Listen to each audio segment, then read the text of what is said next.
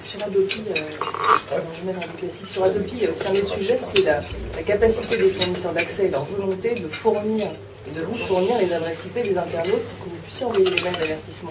Et Free a clairement dit qu'il ne souhaitait pas le faire, que c'était un coût trop important. Free a dit qu'il ne voulait pas le faire, que c'était un coût trop important pour lui, que les financements que l'État lui a assurés n'étaient pas forcément au rendez-vous. Alors, donc ça c'est le principal point de vue. Double réponse. La première, on est en discussion avec Free. Je l'ai reçu il y a un mois, c'est ça? On est en discussion avec Free et disons que la discussion est ouverte et que je ne souhaite pas vous répondre sur les détails de la négociation. Deuxième aspect de la question, Adopi est là pour prendre le relais sur ce genre de discussion. Que le détail de la négociation, ça veut dire qu'il y a une négociation quand même sur... Non, il n'y a pas une négociation, il n'y a pas une négociation, il y a une explication de notre position auprès d'eux. Et pour l'instant, ils ne sont pas encore venus. J'espère bien que après, c'est Adopi qui prendra le relais. D'accord, mais il y a une prise en charge qui est par l'État de mise à jour de réseau ou des opérations techniques qu'il doit faire.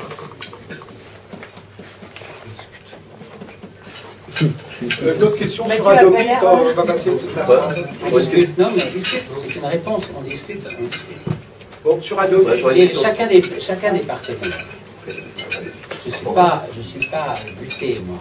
Quand les partenaires viennent me voir et qu'ils exposent des points de vue qui a priori ne rentraient pas dans mon cadre de réflexion, je les écoute, je réfléchis, je revois, on repart. On en est là. J'ai une question sur le rapport Zelnick. Une des mesures phares de ce rapport, une des propositions phares de ce rapport, c'était celle de taxer les moteurs de recherche, en particulier Google. Où est-ce qu'on en est sur cette question? Madame Lagarde, on est en train d'étudier la chose avec elle. Et donc c'est Bercy qui suit ce dossier? En partie.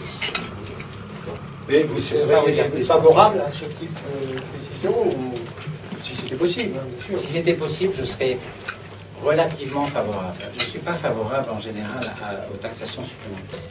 Je constate simplement que Google échappe à toutes sortes de dispositions fiscales, notamment en ayant son siège en Irlande, et qu'à cet égard, il faudrait quand même y mettre bon ordre. Voilà ma réponse. Mais c'est une réponse qui s'élaborera avec Madame Lagarde. Justement, une petite question. En même temps, vous mettez en place la carte musicale. La carte musicale va bénéficier surtout à Apple et Amazon qui sont privés au Luxembourg. Donc d'un côté, vous tapez sur Google et d'un autre côté, vous allez financer une carte. Je n'ai pas dit que je tapais sur Google, j'ai dit que je réfléchissais. D'accord, pardon, excusez-moi. Avec Madame Lagarde, si nous tapons, nous serons déjà deux, donc je ne serai pas le seul. Et donc, concernant la carte musicale, qui va surtout bénéficier à des gens comme Amazon ou iTunes qui déclarent leur TVA au Luxembourg. C'est précisément pourquoi nous ne mettrons pas la carte musicale en place avant le mois de juin, c'est-à-dire avant la fête de la musique, que j'espère pouvoir faire à ce moment-là, parce qu'effectivement, il y a des questions comme celles que vous posez qui restent en l'air et qu'il faut résoudre. Oui, juste, il y a un décret à Adopi lequel la CNIL a rendu un avis sur le traitement automatisé des données concernant les éléments d'information sur les internautes, notamment susceptibles de pirates. Cet avis n'a pas été rendu public, il dépend du ministère de la Culture. Est-ce que, pour la bonne transparence du processus et de la dossier, est-ce que cet avis ne devrait pas être publié? Aucun problème. Il sera publié? Il sera publié. Je ne vais pas, de toute manière, je ne vais pas vraiment regarder les choses en détail, mais aucun problème. Pour moi, aucun problème.